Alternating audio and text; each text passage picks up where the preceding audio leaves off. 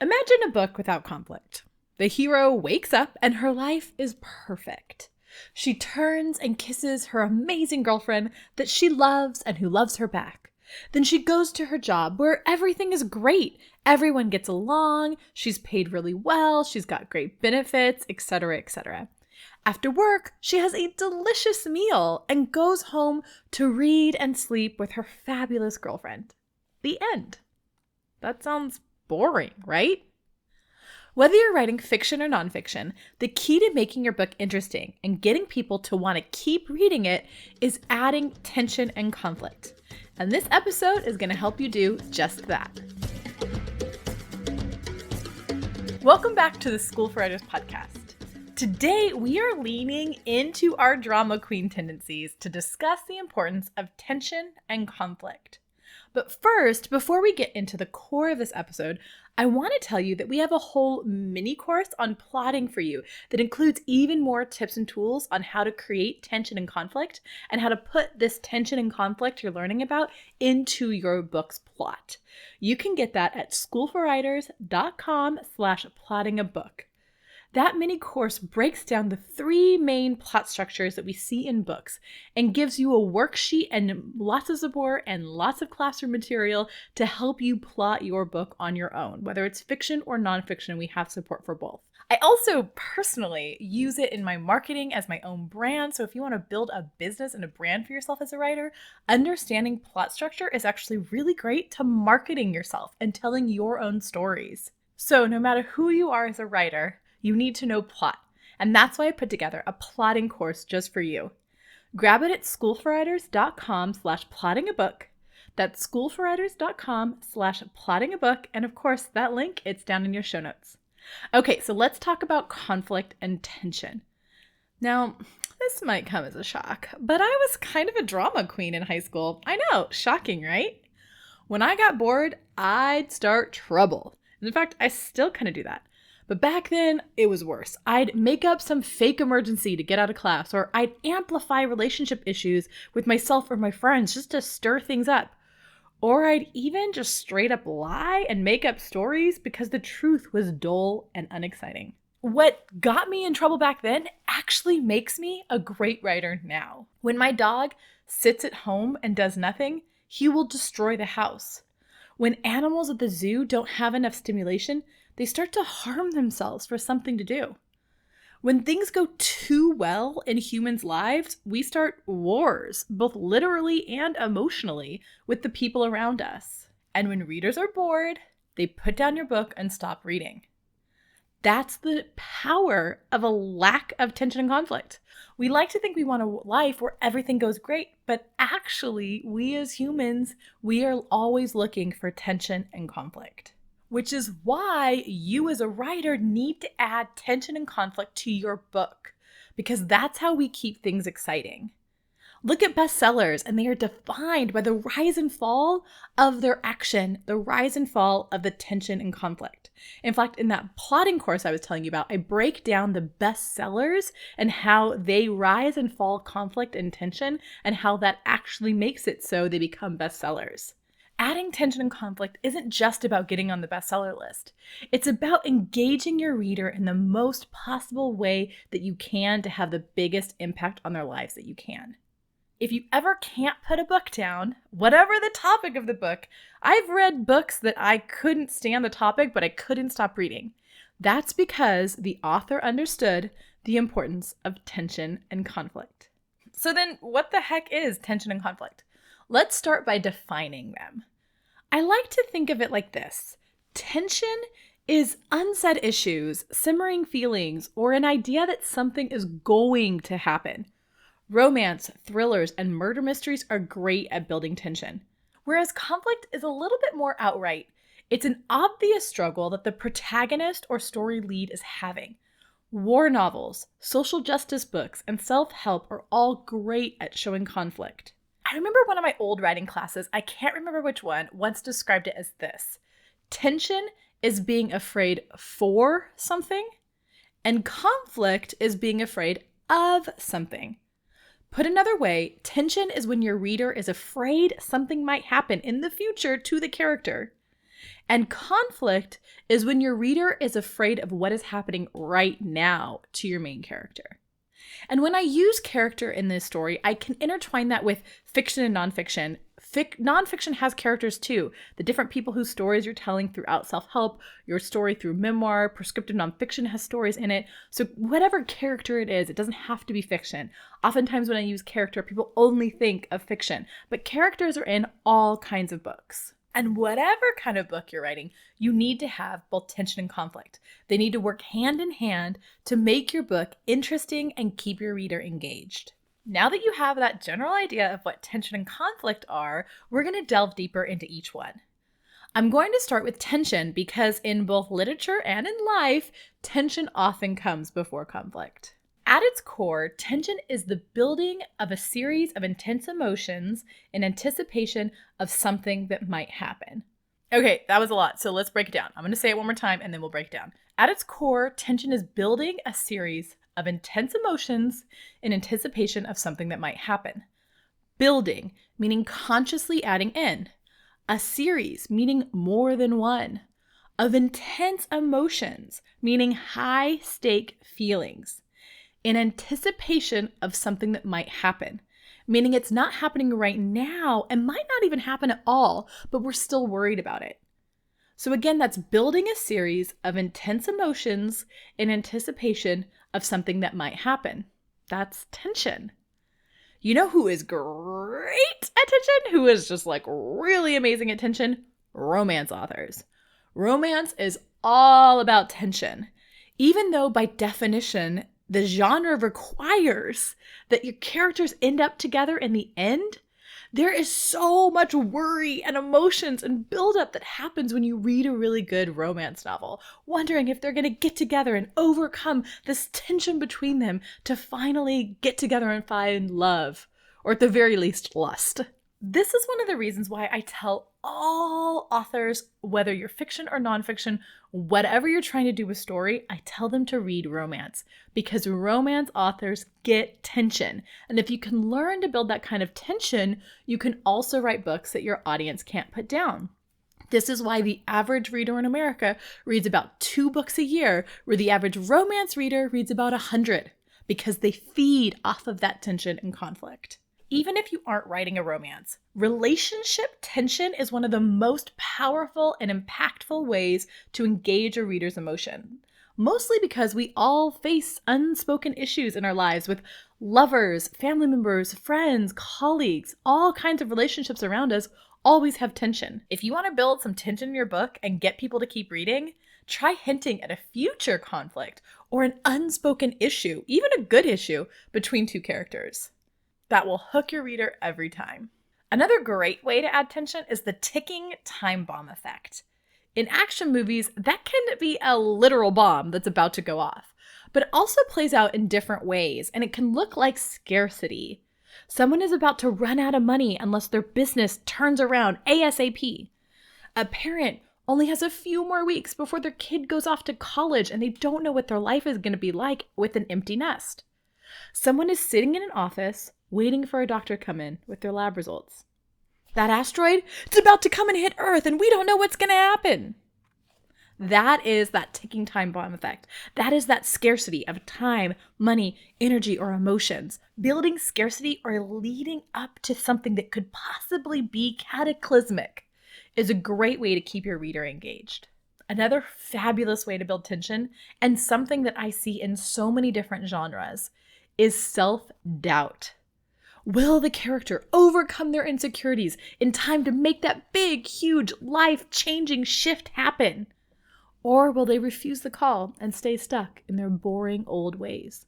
And how will they fight with themselves while they're trying to make that decision?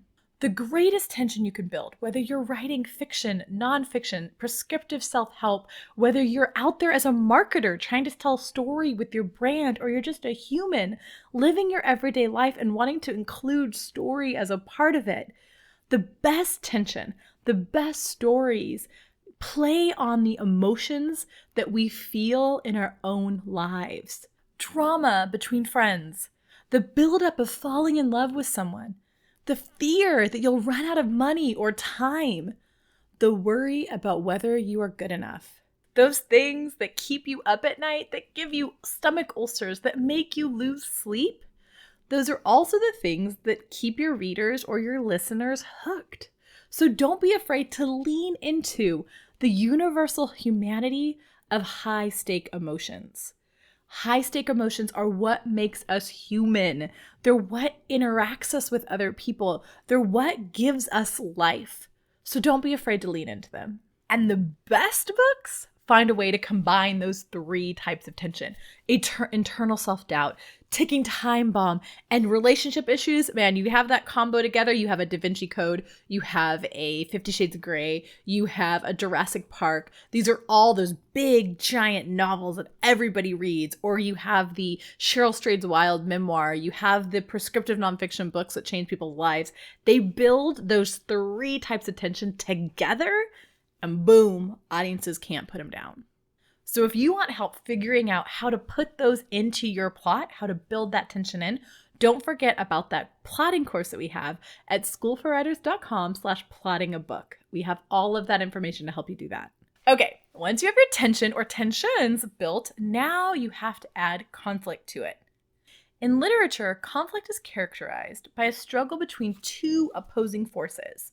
It's a disagreement or an incompatibility between a character and something else, like other characters, society at large, natural forces, technology, or even an internal part of themselves. Conflicts look like good versus evil, us versus them, Gryffindors versus Slytherins, vampires versus werewolves, queer people versus homophobia, people of color versus white supremacy, you versus your boss you hate, someone having to pee versus accident on the freeway. The list goes on and on. Conflict can be external fighting or internal battle, but it's obvious and out in the open, at least to the reader. Sometimes the character doesn't quite know, sometimes people in the character doesn't quite know, but the reader is understanding that conflict. And you as the writer need to understand that conflict as well. Conflict kind of has 4 to 5 main categories, depending on how you break it down. It's person versus person, person versus society, person versus nature, person versus technology, and person versus self. And often, like tension, it looks like a combination of those two forces against one person. So they can have multiple conflicts coming at them at once. One thing I love about conflict is it's not subtle, which means it's easier to create than tension. If your book is lacking conflict, all you have to do is pit your character up against something or someone. When I feel like my book is boring, or when one of my clients comes to me and says, my book is boring, or my story brand is boring, this story I'm telling on stage is boring, I ask them, where's the conflict? I say, where can we create a villain or a nemesis or an antagonist? Someone or something for the character to fight against and the audience to root against this thing and for the character. It's easy to think of this when you're thinking Marvel, or DC Comics, but it doesn't always have to be a Lex Luthor to your Superman. It can be things like climate change, social justice, family dynamics. It can be as simple as a traffic jam. It can be as complex as self-doubt. It's anything that stands between your character and their biggest desire. It's an obstacle they have to overcome to get to where they want to be. And if you build up enough tension, that conflict will pull at all of the emotions in your character and make your reader feel them as well. For help figuring that out, plotting that all out, remember to check out that plotting course at schoolforwriters.com/plottingabook. Okay, to recap what you've learned about tension and conflict, tension is building a series of intense emotions in anticipation of something that might happen. There are 3 main types of tension in literature: relational or interpersonal, scarcity or ticking time bomb, and self-doubt or internal struggle. Conflict, on the other hand, is a struggle between 2 opposing forces. It can look like person versus person, person versus society, person versus nature, person versus technology, or person versus self. And it often looks like a combination of 2 or more of them. Well, that's it. That is tension and conflict. The next time your book feels boring to you, or you feel like the story your brand is telling is boring, or maybe you're giving a speech and it feels really boring, or you're posted on social media, next time your story is flat and boring, no matter what it is, ask yourself, how can I add tension and conflict to it? And if you want help implementing all of this into your book, check out our course on plotting at schoolforwriters.com/plottingabook. And if you enjoyed this episode, I would love for you to leave us a 5-star review wherever you listen and follow and subscribe. It really helps us build up the podcast so we can provide you even more support. Okay, happy being drama queens, y'all. I love tension and conflict, so I hope you enjoyed this episode as much as I do. Go be your most dramatic, tension-filled selves. I'll see you in the next episode.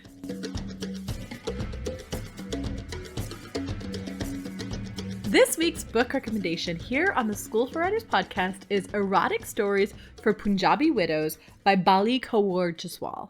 And this book, talk about tension and conflict. This book has it all. It has interpersonal tension. It has social justice tension. It has community tension. And it has romantic and sexual tension. It's a beautiful story about a woman who goes and starts teaching creative writing classes to Punjabi widows, and they want to talk sex. They want to write erotic novels. They want to write erotic stories. And she had all these preconceived notions about what these older widows would want to do and write in their creative writing classes. She thought she was just teaching them English and how to write in English. And instead, she's helping open up a whole world to them and seeing their world open up to her. And there's a lot of really amazing social justice aspects to it as well. It is a beautiful book. I loved reading it so much that I listened to it in audiobook as well. It's beautifully narrated. In fact, I would highly suggest it on audiobook if you're an audiobook person, because the narration is just so beautiful. And there's a lot of words in here that aren't in my native tongue, and it was great hearing somebody speak them in their native tongue and to tell the stories from the perspective of somebody who is a part of that community. So I loved Erotic Stories for Punjabi Widows. I think that it gave me insight into a community I'm not a part of. It pulled at my emotions. It made me rethink how I think of older women and widows. And it really gave me an insight into the universality of love and lust. And I just loved it. If you want to grab yourself a copy of this, do so by using the bookshop.org link in our show notes and in our bios on social media. It allows you to support a local independent bookstore and support the School for Writers podcast. And if you're a huge audiobook fan, like I am, or you want to just give audiobooks a try, this is a great first audiobook to try. And you can grab a copy of it through the Libro.fm link that we have in our show notes and in our bios on social media. Not only does that allow you to support a local independent bookstore as well, not using that giant name place that we don't even talk about on the podcast, support an independent bookstore instead, it also gets the link that we have to Libro.fm also gets you a free audiobook and us a free audiobook, so I can keep giving the book recommendations to you all.